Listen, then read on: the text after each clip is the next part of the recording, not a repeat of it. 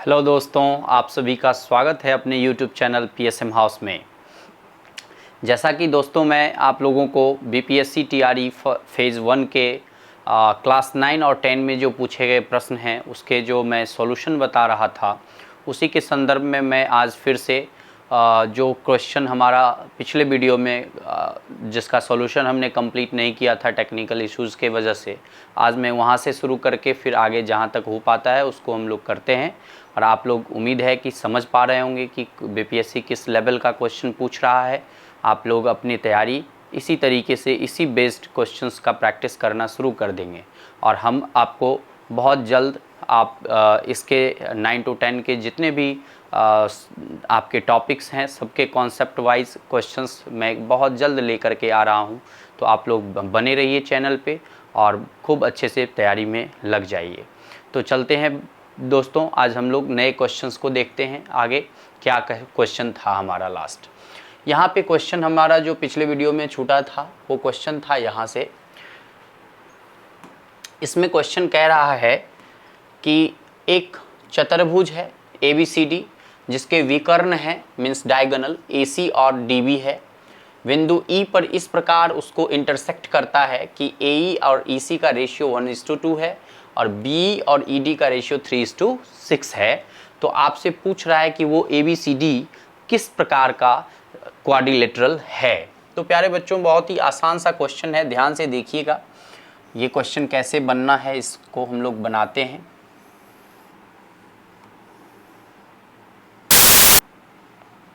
ये कुछ इस प्रकार से हमारे पास एक क्वाड्रिलेटरल है।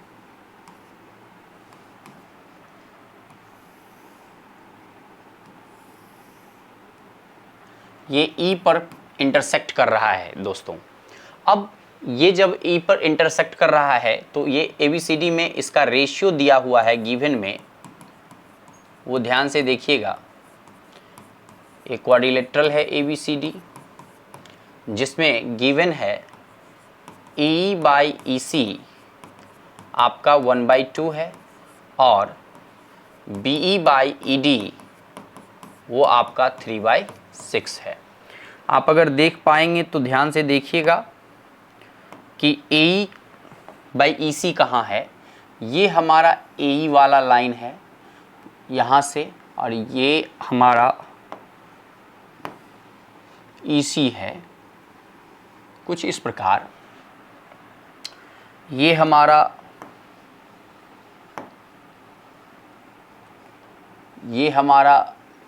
ED और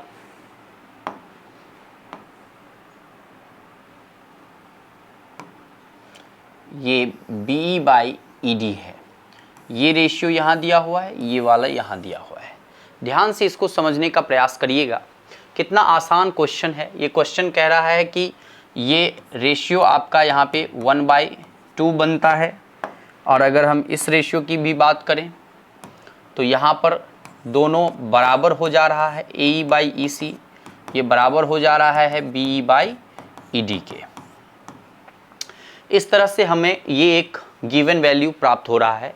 अब हम इसमें पता करते हैं कि ये किस तरह का हमारा क्वाड्रिलेटरल है। तो बहुत ही सिंपल सा क्वेश्चन है। इसमें हम लोग एक ट्रायंगल देखते हैं AEB और दूसरा ट्रायंगल देखते हैं DEC। इस दोनों ट्रायंगल में दोस्तों देखेंगे कि जो गिवन रेशियो हमारे पास था AE/EC इक्वल टू BE/ED, हमने इसको यहाँ से BE को यहाँ से यहाँ ले आया और EC को वहाँ पर पहुँचा दिया। तो AE/BE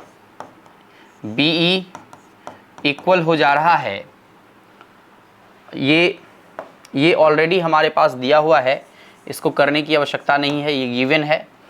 तो यहाँ पर हम लोग इसे लिखेंगे गिवन। यहाँ पर आप देखेंगे कि एक AEB ट्रायंगल है जो कि आपका इस प्रकार से ये ट्रायंगल दिख रहा है। यहाँ पर AEB, ये वाला ट्रायंगल हमारा AEB ट्रायंगल है और एक आपका यहाँ पर DEC दिख रहा है, कुछ इस प्रकार से आपका DEC ट्रायंगल है। इसमें आपके साइड का रेशियो AE/EC वो दिया हुआ है BE बाय ED के। तो दोस्तों आपको ध्यान होगा कि दो ट्रायंगल, एक हमारा ABC नाम रखते हैं इसका भी, और दूसरा हमारा है DEF।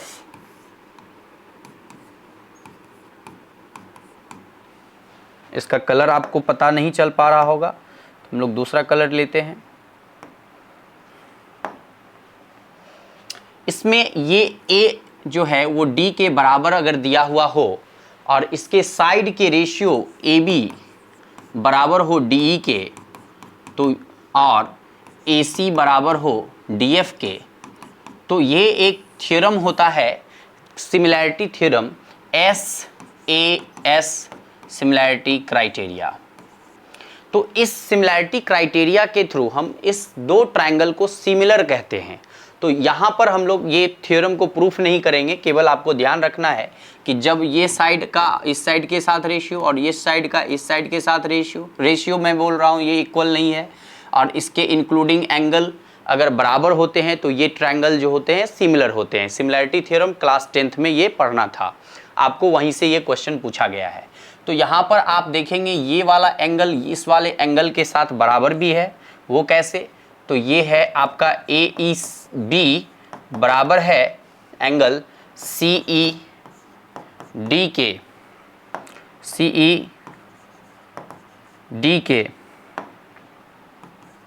और इसके कारण यहाँ पर आपको क्या प्राप्त हो जा रहा है, ये जब दोनों ये एंगल और ये साइड का रेशियो इस साइड के साथ और इस साइड का रेशियो इस साइड के साथ, तो इस तरह से ये जो ट्रायंगल है हमारा ट्रायंगल AEB वो सिमिलर हो जा रहा है ट्रायंगल DEC के। अब जब दोस्तों सिमिलर ट्रायंगल हमें दो दिए होते हैं तो उसके कॉरस्पॉन्डिंग एंगल्स बराबर होते हैं। तो ये एंगल इस एंगल के और ये एंगल इस एंगल के बराबर हो जा रहे हैं। तो आपको दिखने से लग रहा होगा कि यहाँ पर एंगल, चूंकि ये SAS क्राइटेरिया से बराबर हो जा रहे हैं, तो यहाँ पर हम लिख सकते हैं देयरफॉर एंगल CAB या B, ये वाला ध्यान से देखिएगा, या BAC ये वाला एंगल अगर हम यहाँ पर लिखें DCA के बराबर है, एंगल DCA के बराबर है, तो ये आपको दिख रहा होगा अल्टरनेट इंटीरियर एंगल के रूप में ये यहाँ पे बन रहा है, अल्टरनेट इंटीरियर एंगल।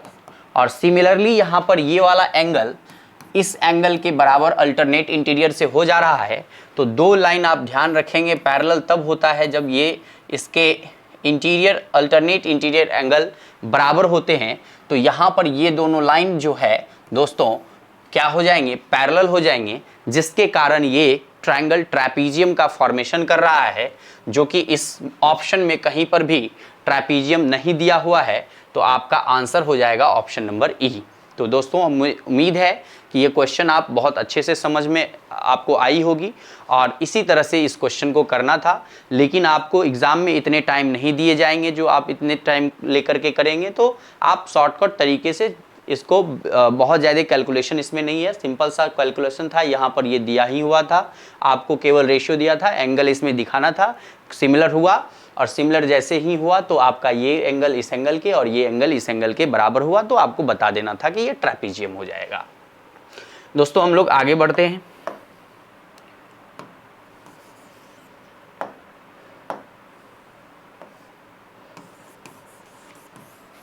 अगला क्वेश्चन हम लोग देखते हैं नेक्स्ट, जो कि कुछ इस प्रकार से हम लोग क्वेश्चन करेंगे कि एग्ज़ाम में आपका टाइम भी बचत हो और सारे कॉन्सेप्ट के साथ आप वहाँ पे क्वेश्चन बनाएं कि आपके क्वेश्चन के सॉल्यूशन गलत होने के चांसेस बहुत ही कम हों, और उसी तरीके से आप यहाँ पर अपने आप को एग्ज़ाम के लायक बना पाएंगे। तो दोस्तों अब हम लोग आगे बढ़ते हैं क्वेश्चन नंबर 55 की तरफ।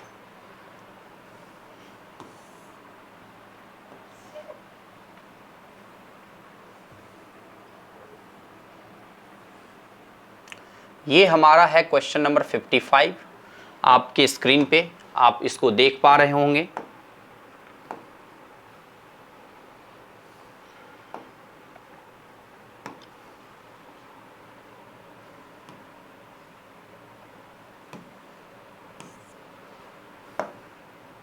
आपके स्क्रीन पे क्वेश्चन नंबर 55 है दोस्तों। ये क्वेश्चन कह रहा है कि फाइंड द टू नंबर्स, दो नंबर फाइंड करना है कि कुछ इस प्रकार से ये कंडीशन दिया हुआ है। मान लीजिए कि वो दो नंबर, एक नंबर जो है x है और दूसरा y है। तो कह रहा है कि the sum of the thrice of the first, मतलब कि पहला का 3 गुना का दूसरे के साथ सम जो है वो 142 कह रहा है। और दूसरा जो है कह रहा है दोस्तों and 4 times the first, 4 times the first, first का मतलब x, इसका 4 गुना जो है ये अधिक है y से 100, सेकेंड से 138 अधिक है। तो दोस्तों कुछ इस प्रकार से ये इक्वेशन बनेगा। इस y का वैल्यू यहाँ पर फर्स्ट में पुट कर दीजिए तो 3x और यहाँ से y निकलेगा plus 4x minus 138 equal to 142। तो 7x इक्वल टू हो जाएगा 8 प्लस 2 10, 3 प्लस 4 7 प्लस 1 8 और 2 20। यहाँ पे x का वैल्यू हो जाएगा 7 4 जा तो एक x का वैल्यू 40 हो गया। अब आप y का वैल्यू यहाँ से निकाल सकते हैं, किसी में भी x का वैल्यू पुट कर दीजिए, यहीं पे पुट कर दीजिए तो ये हो जाएगा 160 minus 138 equal to y 10 minus 8 2 हो गया दोस्तों, और ये 5 माइनस 3 2 हो गया, ये y। तो x और y आपका 40 और 42 आंसर आ रहा है, जो कि आपका आंसर नंबर सी हो जाएगा दोस्तों। तो बहुत ही आसान सा क्वेश्चन था, आप इस तरह से कुछ कर सकते थे, क्वेश्चन बन जाते आपसे। चलिए आगे हम लोग देखते हैं, अगले क्वेश्चंस को देखते हैं। Question number 56, question number 56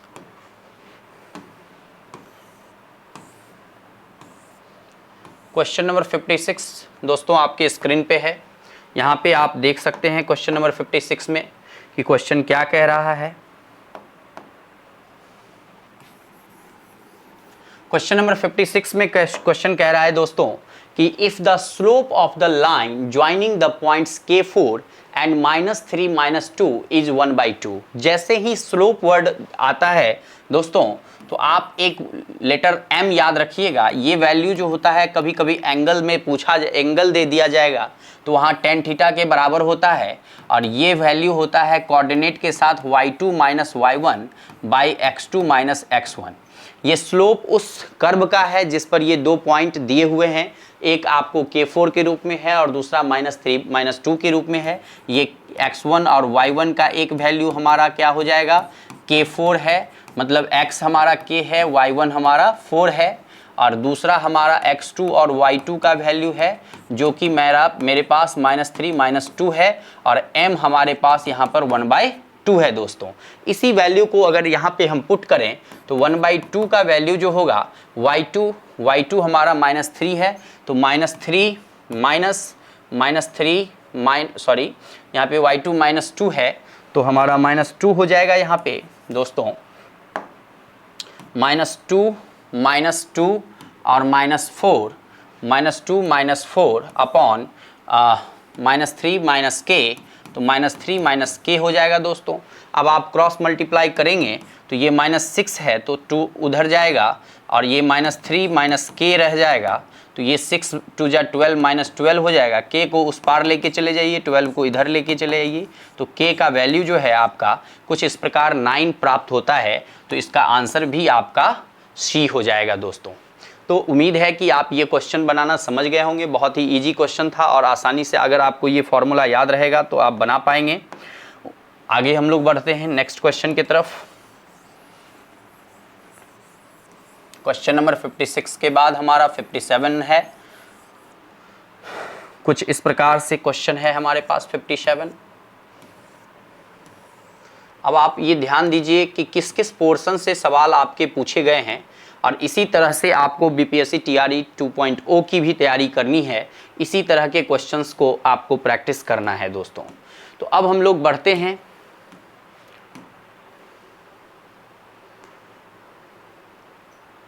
question number 57 आपके स्क्रीन पे है, आप देख पा रहे होंगे 57 क्वेश्चन नंबर। अब जो क्वेश्चन है हमारे पास वह कुछ इस प्रकार से कह रहा है 57 कि एक आदमी है जो टूर के लिए 4200 रुपया रखे हुए है खर्च करने के लिए। ही एक्सटेंड्स हिज टूर 3 days, वो जितने दिन के लिए टूर पे गया था उसमें वो अपना टूर को 3 दिन के लिए बढ़ा दे रहा है और उसके एक्सपेंस में अपने खर्च में 70 रुपीज़ का कमी कर दे रहा है। तो वो पहले ओरिजिनली वो कितने दिन के लिए गया था टूर पे, ये आपसे क्वेश्चन पूछ रहा है। तो दोस्तों मान लीजिए कि यह अगर x दिन के लिए गया था, फॉर x डेज के लिए अगर ये गया था टूर पे, तो इसको टोटल खर्चा कितना था 4200। तो एक दिन में जो खर्चा कर रहा था for 1 day expenses ₹4200 by x था। अब जैसे ही वो टूर पे 3 दिन अपना एक्सटेंड कर देता है तो अकॉर्डिंग टू क्वेश्चन आपका 3 दिन बढ़ जाता है, तो फिर एक दिन का खर्चा इसका जो होगा 1 डे एक्सपेंस जो होगा वो आपका यहाँ पे 4200 बाई x प्लस 3 हो जाएगा दोस्तों। अब ये खर्चा जो है दोस्तों, ये खर्चा जो है इस खर्चा से 70 रुपीज़ 70 रुपया कम है। तो अगर हम यहाँ पर 4200 बाई x में से 4200 बाई x प्लस 3 को निकाल दें, सब्ट्रैक्ट कर दें, तो ये 70 रुपीज़ आना होगा इसको। तो यहाँ से अब अगर एलसीएम ले लें तो ये 4200 है और यहाँ पर x प्लस 3 इंटू एक्स आपका एलसीएम हो जाएगा। ये x प्लस 3 यहाँ और माइनस x यहाँ हो जाएगा 70। ये इसको कैंसिल करेगा 6 7 6 जा, एक 0 से 0 कट के ये कैंसिल हो करके 60 हो जाएगा। दूसरा आप इधर ये 1 बचा हुआ है, आप देख रहे हैं x से x कैंसिल हो जा रहा है, 63 जा 180 और ये इधर आकर के x स्क्वायर प्लस 3x बच जा रहा है। ये 180 को उधर लेके चले जाएंगे दोस्तों, तो x square plus 3x minus 180 हो जाएगा इक्वल टू 0। अब ये आपको क्वाड्रेटिक इक्वेशन के रूप में मिला है और 180 का आपको फैक्टर पता हो कि 180 किसके फैक्टर से 3 आने वाला है, तो आप यहाँ से एक आप फैक्टर निकाल लीजिएगा। बहुत ही आसानी से आप निकाल सकते हैं।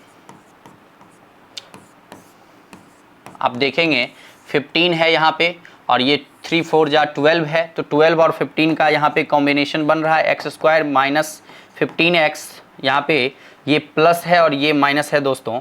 तो प्लस 15x और माइनस 12x इक्वल टू यहाँ पे माइनस माइनस माइनस माइनस छूटना नहीं चाहिए दोस्तों। ये हमारा कितना है, तो 12x है और ये माइनस 180 है इक्वल टू 0। अब जब आप यहाँ से कॉमन लेंगे तो ये x प्लस 15 बचेगा और यहाँ माइनस 12 कॉमन लेंगे तो ये भी x प्लस 15 बचेगा। तो आपका जो फॉर्मेशन होगा क्वाड्रेटिक इक्वेशन का वो हो जाएगा x minus 12 into x plus 15 equal to 0। x equal to यहाँ पे 12 और माइनस 15 होगा। इस आंसर से हमें मतलब नहीं है, मतलब है इस 12 से। तो उम्मीद है कि यहाँ पर आपको ये ऑप्शन दिए हुए हैं, तो इसका आंसर हो जाएगा 12 डेज़ के लिए ये जो है अपना टूर पे गया हुआ था। तो दोस्तों इस तरह से आप इस क्वेश्चंस को कर सकते थे और बहुत ही आसानी से आपको सॉल्यूशन प्राप्त हो जाएंगे। तो उम्मीद है कि ये भी आपको समझ में आ रही होगी। दोस्तों आपसे एक अनुरोध है कि आप अगर इस चैनल पे नए हैं और कुछ भी आपको आज सीखने के लिए मिल रहा है तो निश्चित रूप से दोस्तों आगे भी हम आपको बहुत कुछ यहाँ से सिखाने जा रहे हैं और आपके जीवन में उसका सबसे बड़ा उपयोग अभी हाल में जो एग्ज़ाम होने वाले हैं बिहार बीपीएससी के द्वारा बिहार में जो टीचर्स की वैकेंसीज़ है उसमें जो आपकी बहाली होंगी तो आपको उस वैकेंसीज़ के थ्रू आपके जीवन में एक बहुत बड़ा बदलाव आने वाला है। तो इसीलिए दोस्तों उस बदलाव के प्रति आप यहाँ पर आप क्या कर सकते हैं, तो हमारे चैनल को सब्सक्राइब करना ना भूलें और अपने दोस्तों तक शेयर करना भी ना भूलें। दोस्तों ये आपसे एक अनुरोध था छोटा सा, आप ज़रूर ये काम करें क्योंकि आपके जीवन में बदलाव तो फिर हमारे भी जीवन में बदलाव आपके द्वारा होने चाहिए और आपके केवल सब्सक्राइब और शेयर करने से यहाँ पे वो सब चीज़ें होंगी। तो दोस्तों ज़रूर आप अपने से करें और दूसरे तक पहुँचाएं। आगे हम लोग बढ़ते हैं। अगला क्वेश्चन हमारा है क्वेश्चन नंबर 58।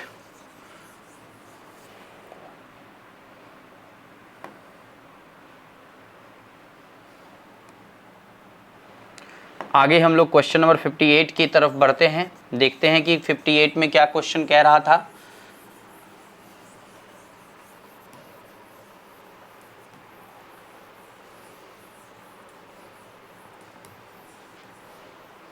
आप देखेंगे कि यहाँ पे आपके स्क्रीन पे क्वेश्चन नंबर 58 है और बहुत ही शानदार क्वेश्चन है ये। हर हमेशा आपने क्लास 10th तक जब आपने पढ़ा होगा तो निश्चित रूप से इस सारे क्वेश्चंस को किए होंगे। आज भी आपको वो क्वेश्चन करने हैं क्योंकि आपके जीवन में अब वो सारी चीज़ें आपके उपयोग में आने वाली हैं और आपको एक अच्छे जॉब में जाना है, तो निश्चित रूप से ये सब क्वेश्चंस आपको करने चाहिए। यहाँ पे बहुत ही आसान सा क्वेश्चन है दोस्तों। कह रहा है कि एक मोटर बोट है जिसका स्पीड दिया हुआ है भाई 18 kilometre per hour still water में, मतलब स्थिर पानी में जो इसका स्पीड है मोटर बोट का। तो आप यहाँ पर लिख सकते हैं स्पीड ऑफ बोट, अगर हम बात करें स्पीड ऑफ बोट की तो वो कितना हो जा रहा है दोस्तों, वो हो जा रहा है 18 किलोमीटर पर आवर आपका दिया हुआ है दोस्तों स्पीड। दूसरा यहाँ पे कह रहा है कि takes 1 hour more to go 24 kilometre upstream. दोस्तों अप स्ट्रीम का मतलब है यहाँ पर कि ये मान लीजिए कि ये हमारा वाटर बॉडी है, मतलब कि नदी है, इसमें आपका स्ट्रीम चल रहा है इस डायरेक्शन में, और अब हमने इस पे क्या लिया, एक मोटर बोट ले रखा है यहाँ पे।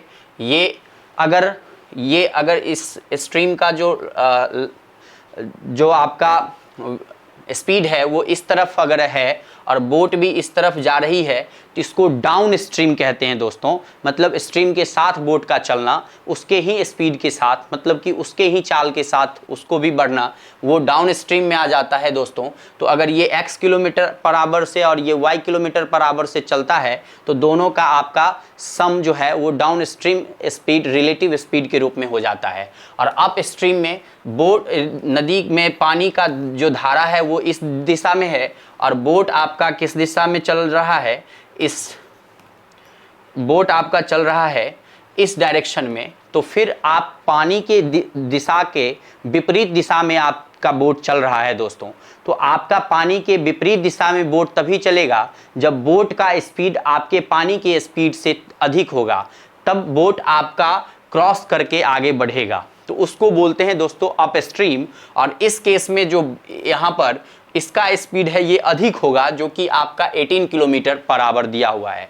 तो दोस्तों अगर हम बात करें अप स्ट्रीम की, तो अप स्ट्रीम में जो स्पीड हो गया आपका वो हो गया ये अभी 18 किलोमीटर पर आवर वाला वैल्यू जो है वो हायर होगा, और इसके स्पीड को हम यहाँ पर x किलोमीटर पर आवर, अगर वाटर का स्पीड अगर हम मान लें, स्ट्रीम का स्पीड अगर मान लें कि ये x किलोमीटर पर आवर है, तो यहाँ पे इतना आपका relative speed kilometre per hour हो जाएगा अप स्ट्रीम में। और जब हम डाउन स्ट्रीम की बात करेंगे,